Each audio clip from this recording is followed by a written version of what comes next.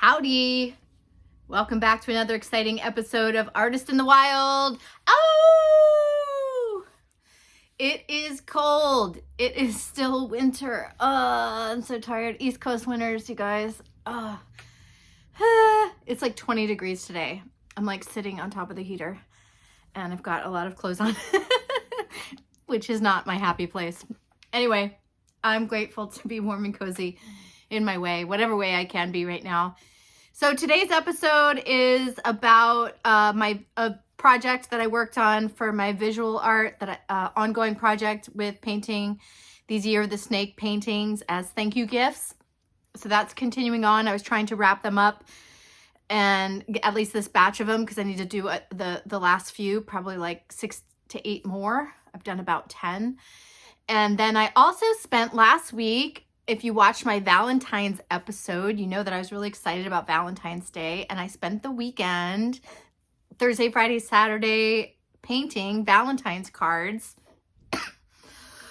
I was sick in January, and this cough is like still lingering, but I no longer think of illness as like a tragedy or something that befell me. I do think of it as a spiritual timeout for a software upgrade, and this one has really affected my lungs and my throat chakra, which I do think is like a clearing of our throat chakras, like so we can speak our truth, because we've been silenced a lot, especially if, like me, you've been wrestling with trolls online or doing things like that over the years, which is one of the reasons I'm not on social media anymore. And this is like one of the last frontiers for me, being on YouTube that's online, because I'm just really enjoying the more that I get out of the tentacly grip of all those platforms.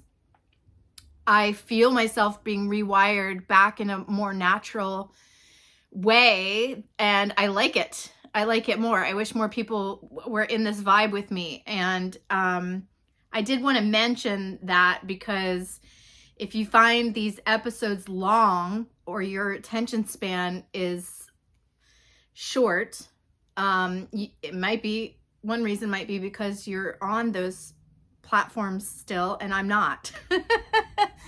So like I like a longer form. I like a more organic. I do these like very rough cut, so they're very raw. They're very in the moment, very topical. I try to just keep it just very fresh, But I do figure I watch a lot of YouTube. My favorite things, I love watching tarot card readers and astrology stuff. It's a great way to strengthen your intuition, and also just to play out different scenarios in your mind, to look for different perspectives to situations that are kind of tricky or murky. And so I watch a lot of that. I watch a lot of like alternative living stuff, like cob house building, which is like almost like, it's like mud, straw, and clay or something. Alternative houses of all kinds. I love watching, big projects come together. I also watch this one writer, Lydia Foxglove, her channel's The Cozy Creative. She talks about her creative life as a writer. She's been a writer for a really long time. And even though writing is like my third level skill, it's not my primary skill. Performing would be my primary, or painting, but either one of those would be my primary. And writing would be the third, but partly because I think that words are very clumsy and our minds are the dullest knife in the drawer, without a doubt, compared to our intuition, compared to our feelings and our senses, which we have been taught not to trust, to demonize even. But I've spent a lot of time undoing a lot of that programming. So, I'm always out here just trying to be more me, be more authentically me, to express the purest part of my soul, which is this whimsical, delightful, sexual, playful, funny. I like things fun and funny and but honest, you know. I don't necessarily like shy away from honesty. And I know, you know, for me to get to my authentic place, sometimes I do have to work through the muck and the mud in order to get into that mood, right? To be able to play, to express, to create. You can't do it when you're bogged down with a lot of crap. So I am really grateful for this little spurt of creativity that I had with my paintings, because I have all this work to show for it, which is just such a wonderful gift. And I get to give them away. And I'm also working out designs that I can print on other things. So it's like serving multiple purposes, and I'm really excited to get it out there and to share it. So that's what's in store today. I'll see you at the end.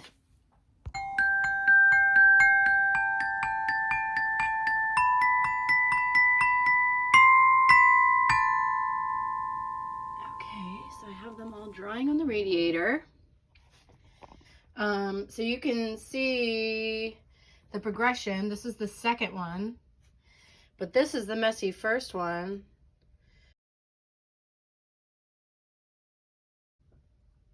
I got to this one, I realized I wanted to have the whole body in there. It wasn't just enough to have a head. And I wanted to keep it pretty gestural so I could do these quickly. Fire went a little too crazy on this one, but we'll see. Sometimes with the outlining, it all comes together. I kind of like the smoke on this. I'm not sure, but you can really see the progressions of the dragons, right? Like that to that, to that, to that, to that. Rawr. And then trying to keep the flames. Also, a lot of my small brushes are pretty fried. So like, even, I mean, they're just like, you can't see how frayed it is, but really needs new brushes, and these were just super cheap brushes too. So, yeah, but that's how it's going. Oh my God, look at my coffee. It made a heart and a moon. I swear, I don't know how to do cappuccino art. It just happened. That's amazing. Aw, I don't even want to drink it. It's so sweet. But I'm gonna. Ooh.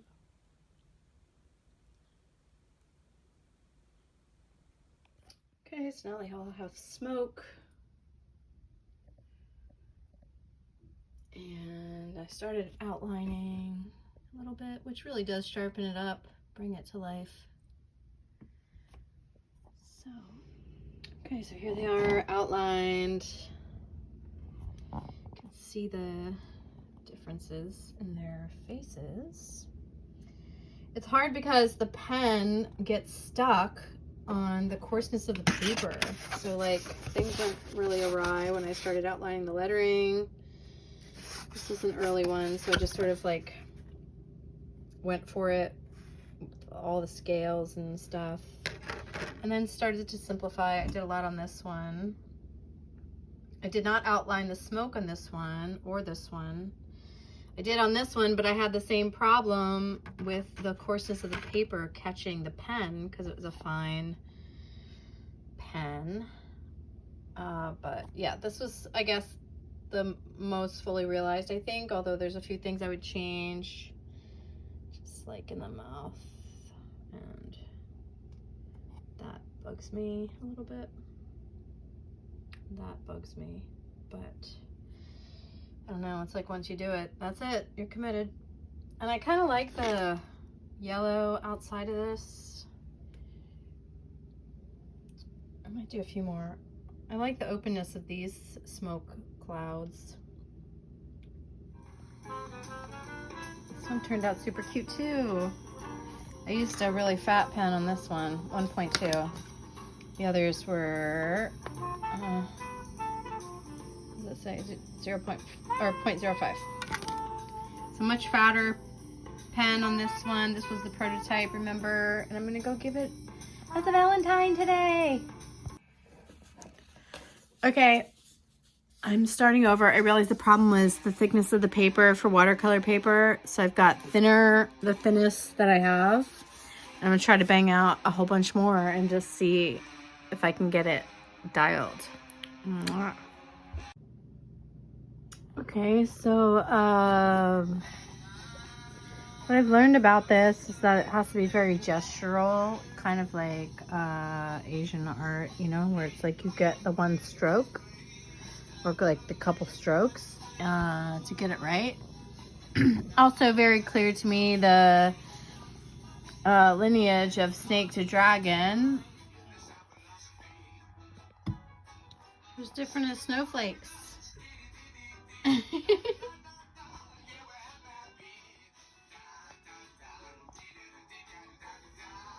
Right?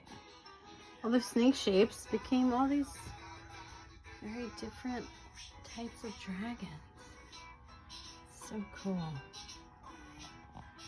Ugh. God, how much do you love them? Oh.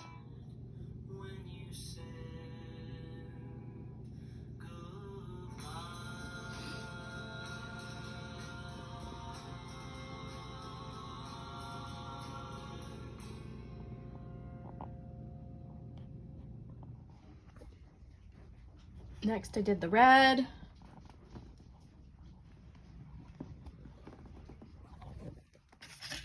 Some have single hearts, some have 3 or 4.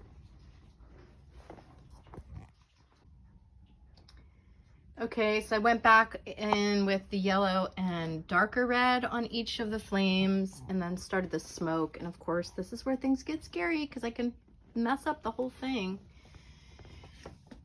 I mean, I kind of like just the amorphous smoke everywhere. Then did some minimal ones, like this one's very minimal. This one's a little just more geometric, I guess. And then I took out the geometric part and just made it kind of curly-cuey. This one's a little stylized, pointillism, and just all that. So that's how it's going. So now I have the ink on and with the wider scales. I didn't outline the smoke. And I kept this one unlined. Kind of like the simplicity. But yeah, that's how they turned out.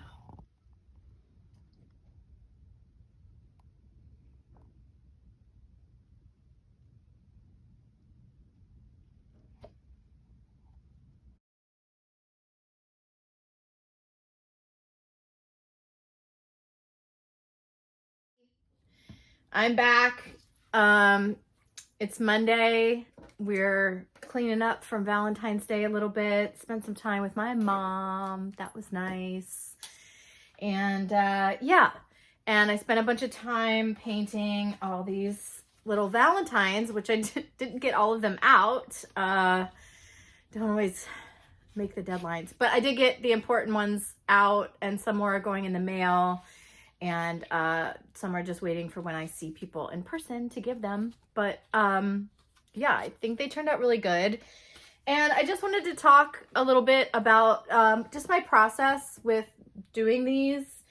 Like, as you can see, like each of them is different. And the reason I did multiples is to try to get the most effortless look. It's like I was saying that sometimes I overwork things, and sometimes I do that as a way to learn new methods, new techniques, new techniques, and also new materials. So I just kind of go deep, and you know, you kind of have to make the big mess. Everything like expands and contracts.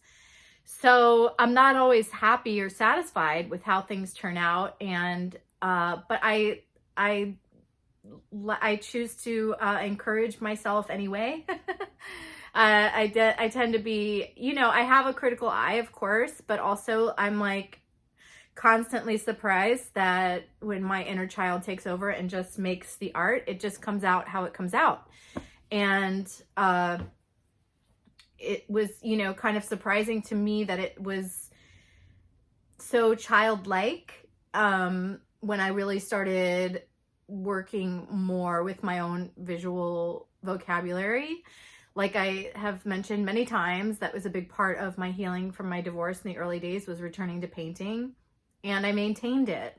So these are muscles. Like I have several creative muscles that I have developed over the years, all bleed into each other. And my fullest dream, of course, is to unite them all at the peak of their potency and my abilities, you know, and also to be learning new things. It was in my previous life, my married life, and I was with my other partner, you know, I was able to make performing the dominant force in my life, and it supported me. And I recognized that the way that I was doing it, working in nightclubs, working late at night, only like really, I felt like in a rut in the burlesque. I got pigeonholed into burlesque, even though I was always a hybrid performer, but somehow ended up making a lot of my living there, and then had a falling out with them because I don't share their values, because I didn't find them to be artists like me. Their motives for doing it, I didn't align with, and I was very disappointed by over time, and couldn't stay in that world. So, you know, that was a big loss for me. And financially, obviously, but also emotionally, you know, it's like you losing the whole creative community that you helped to build is very hard. And there's a lot of reasons for that, which, you know, I've touched on a lot, I've written about a lot. Basically, you know, through this time, I kind of made the choice to just let it go, to not pursue performing right now, because I felt, first of all, that I had developed those muscles to a very full, like, expression that I felt satisfied with, that I felt like I could pivot and focus on other things, which is why I had a blog for 3 years. I had always been blogging off and on over the years. I had a blog about when I went to circus school, just documenting that whole journey of being in my 30s and going to circus school with like teenagers and people in their early 20s. And, you know, and also how we supported ourselves performing during that, which was insane. And yeah, it was crazy, but it was also fun, colorful time. And then I had a blog called the Burlesque Innovation Guild, which was really my attempt to pull forward the creativity in the burlesque world, which was like rearranging deck chairs on the Titanic, because it had already been infiltrated by posers and non-artists who made it what I felt like was a very regressive kind of beauty pageant model. And so I was fighting that tide for a long time before I gave up. And, you know, I really felt like it was, you know, it's in me. Sexuality is, and putting sexuality forward and not being afraid of it, and having it being really joyful and playful and celebratory is like what I'm about. Like, that's who I am. I mean, I'm sure, yes, of course, I went through many ego deaths, but like it didn't ultimately leave a permanent scar to leave it, because I'm still me, and all my values are still intact, and my passions are as well.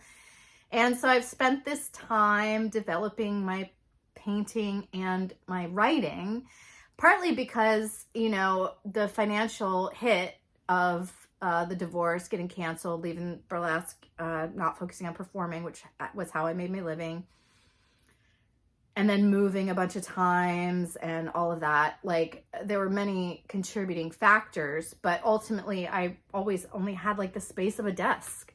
You know, performing and training circus stuff, you know, requires people, it requires community, it requires space, it requires equipment.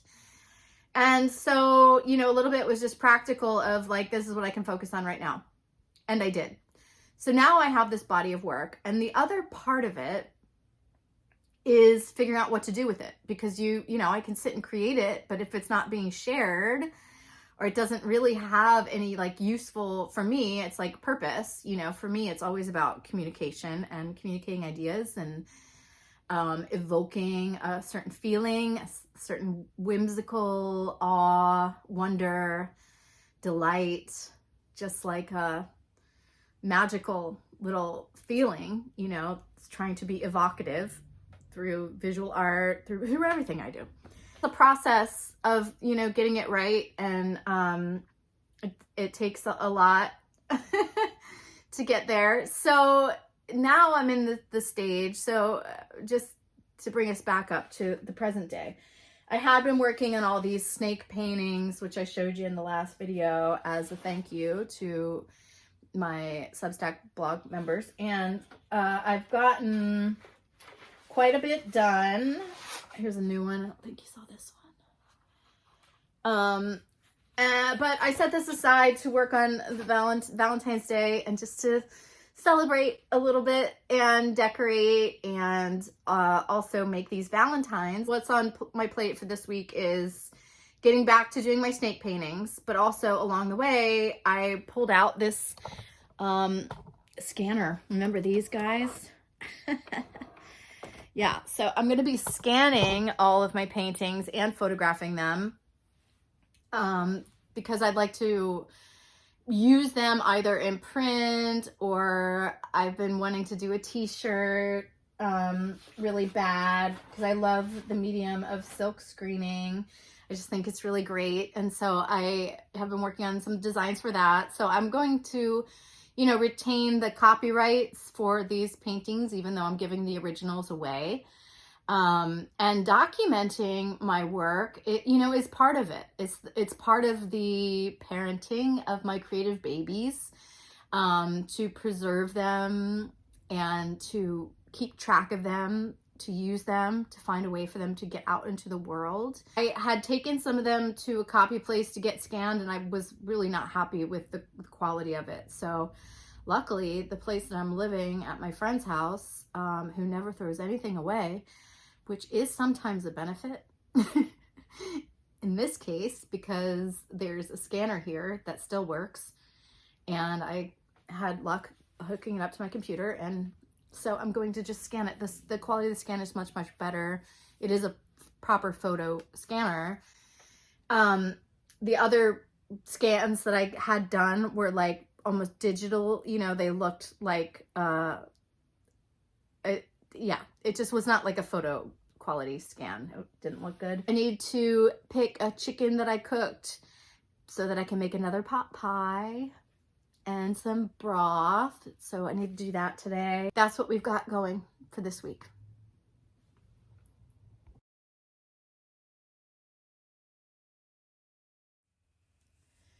I scanned these at 2 different sizes and just had to get all of the folders set up on my hard drive so that I could have a really good way to find all of them.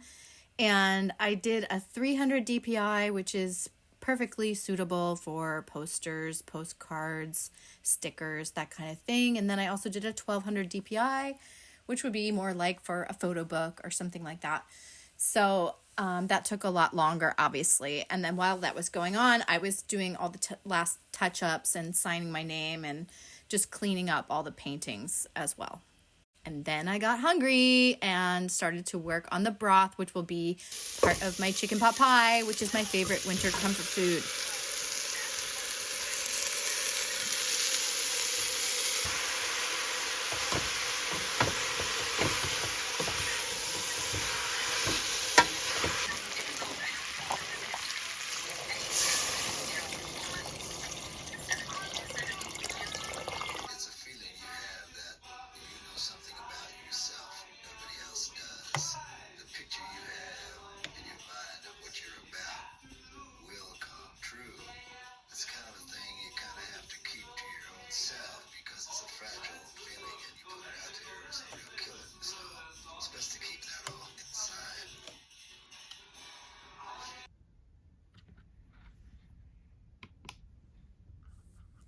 And after lunch, I got back to work scanning and painting some more.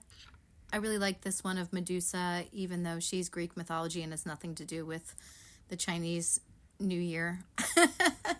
I still always love Medusa's story, and find her so fascinating. So I enjoyed this painting a lot.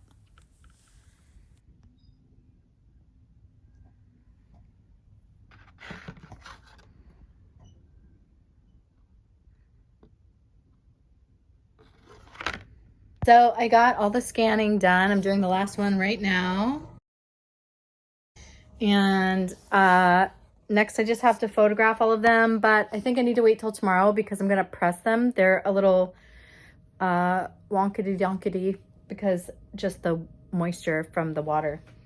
But I'm feeling pretty good that I got them all scanned. Like that was like most of the day it took.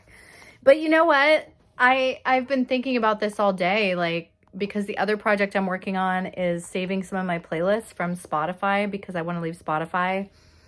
And it's like to have a relationship with my paintings in this way, like, yeah, it's tedious and it's a different part of my brain and it's a different muscle, but it's like the integration and the processing, you know, processing and integration. That's kind of what's missing when we're just consuming all the time. It's like, you know, or the algorithms are doing it for us. It's not really absorbing into us. We're not really like having a complete relationship with the thing. And, you know, for me, getting my artwork out is, you know, the next logical step. It's like I feel compelled to share it. I have a responsibility to care for my creative babies. I've been thinking about that, just more of the reasons that I'm not interested in collaborating with AI, really. I mean, I like the recommendations and stuff sometimes, but you know, I really take synchronicities very seriously and kind of would just rather have those more. And so like the further I get off of these platforms, I notice things changing in me, and I notice a difference when I'm around people that are still on it. It's like being a junkie, you know, it's like it just feels different. So I'm enjoying the process of kind of detaching from these things, but also, you know, choosing the way that I do want to have technology in my life and reviving some old things like this scanner in order to do that. That's really great. And yeah, it feels good. It feels like I'm doing my due diligence, and instead of just creating, it's like you have to have the cup to put it in. The divine feminine is the endlessly running faucet of creativity and imagination, and the divine masculine, that's the other side of, you know, and we have to be that for ourselves sometimes, you know. So I have to also put on the pants and take care of the creativity that is the product of my imagination, because I know that it's a gift. I'm very appreciative that I have so much of it, and I have a lot that I want to share. So I'm glad that I got this done today.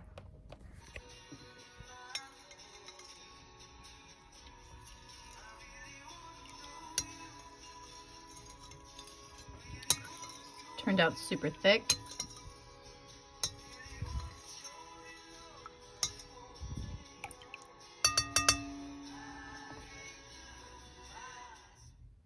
I guess I just wanted to talk some more about this idea about processing and integrating things, because it's actually so deep.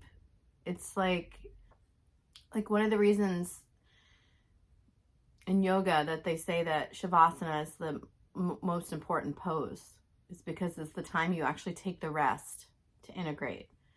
So it's kind of wired into me to do that, you know. And then over these years of studying different mystical ideas, just exploring spirituality in the ways that I have, and understanding more of what that solar divine masculine and lunar divine feminine, how they are just mirror images of each other, and how important, like, we really don't understand, you know, what the rest and the breaks and that lunar side is doing. We don't really understand the solar side very well either, because everything's so out of balance, because it's never been functioning in reciprocity. But let's even take an idea like reciprocity. We all want a better world. We're all like, oh yeah, we have our ideas about how to get there. And to me, it's just like you start with yourself. You know, everything is an inside job.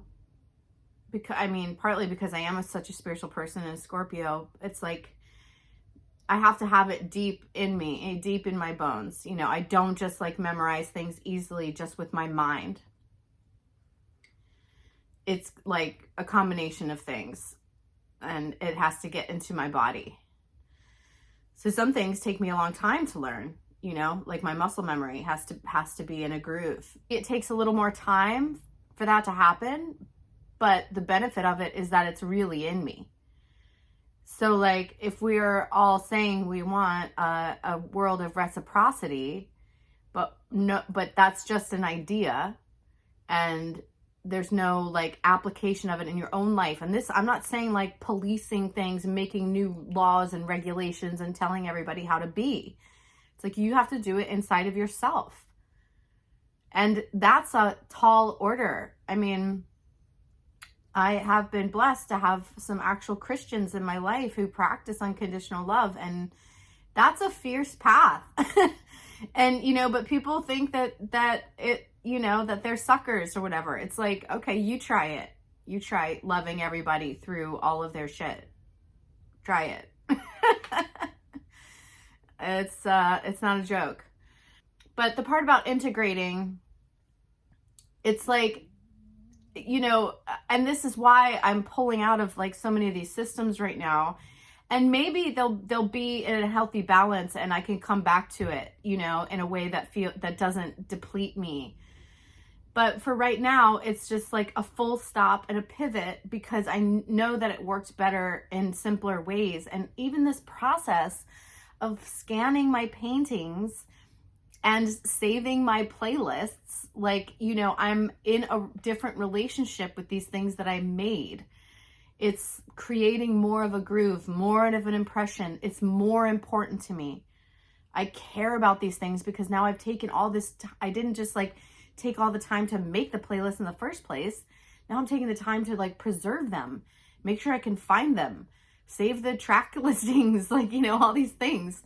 And same thing with my paintings. It's like, it's not, I didn't just like make them and then that's it. It's like, I'm preserving them. I'm trying to be in relationship with them. I'm trying to figure out what to do with them next. The world we're living in is just so disposable. We just have all of our photos and everything just like out in the cloud. And then we never take the time to go through and clean them out, get rid of the ones we don't really need, edit, make choices, save space. Like it's ridiculous, you know, how much money, and it is taking up space somewhere, you know? So it's like, but we don't have a relationship to our pictures anymore. And that, to me, those music and images, those are our memories. Like that's how we store memories, which you can, like, this is what like really impressed upon me through Greek mythology. Mnemosyne is the mother of the muses. Memory. The muses are the goddesses of the arts, right? So the arts are how we hold and store our memories. And it's like how we process and integrate things. Okay, so this isn't a small thing. This is why I get so crazy, because people don't understand really what artists do, or why it's important to have, you know, organic, wild, free-range artists that haven't sold out and like haven't just like bought into all the crap. You know, it's like I keep pulling out of these things and being like, no, not that way. No, not like that. It's like there has to be some purity standard, like the German beer purity laws or whatever it is about the ingredients have to be certain pure standard for it to be considered a proper German beer. And that's like how I feel about artists and stuff. So yeah, like me trying to wrestle back my control over my music and my photos, it's like a big project. I haven't even started on my photos really. It's just like the cloud is overloaded. My phone is overloaded. I have an old iPhone too that I still film stuff on, and you know, so I'm going to have to figure that out and then figure out if, you know, either go through everything and thin it out and then save it. I'm going to need another hard drive, and then figure out the time to do that. But, and then I always like to print albums of my photos. It's like process and integrate these things, especially our memories, especially our memories.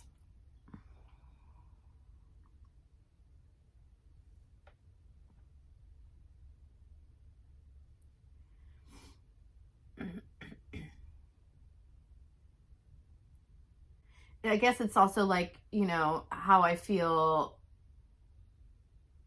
about, it's just been, you know, very difficult to rebuild the culture, because of the lack of showy uppiness, as I call it, a lack of stickiness. Like the magic can't grab on because people aren't receptive to it.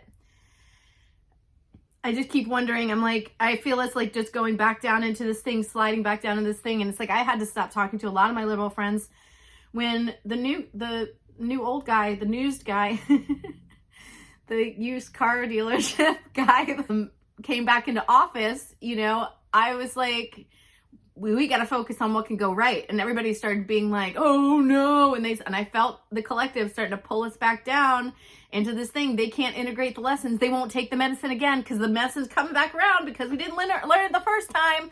And I was just like, I can't do this with you. Like, it is spiritual, it is poor spiritual hygiene for me to like indulge anyone in wasting any time, like not focusing on how to really have the world that we actually want. And yes, that's a lot of processing some complicated, ugly, dark feelings, putting them in the right place, working through them, recognizing that they are a teacher and it's all there for our benefit. And I truly believe that our souls signed up for this, that everything we have gone through, like our souls agreed to, not even agreed to, but probably designed before we incarnated. So like, this is why I couldn't get down with the whole woke things and punishing people and like this whole reaction. And it's like the steady game of finding the balance, seeing the beauty, even in the horror, that like it's teaching us something, and take the medicine, turn that poison into sweetness every time. Like that's the way. That's like literally every spiritual teaching. So I don't know, you guys. It's like I feel like this idea of processing and integrating is really important, and I don't know how to bake it more into life. I'm trying, and I'm sharing it because it feels important. So I don't know. I hope you'll find a way to process and integrate, even if it's just your photos or something. Like, really spend some time with your own memories and dream the world you actually want. You know, it's not easy. It's like kind of a full-time job. Is staying, lifting the energy up, not suffering fools. Like, that's the thing too. It's not about being a doormat. It's not about, you know, like, I don't have to be, I used to try to be nice to everybody. Now I'm like, you better earn it, because I'm not doing this shit again. Anyway, more later.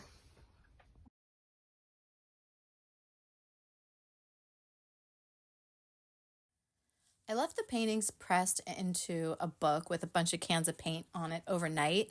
And it did get them a little flatter, but because of all the warping from all the watercolors and the paper being so thick when it like dries, it was still pretty wavy. So I ended up using a hot iron, no steam, on top of felt, and I just pressed the backs of them, which did heat up the paper enough. And then I would just try to make sure it cooled into the flattest shape possible. And I was pretty happy with that. Happy enough.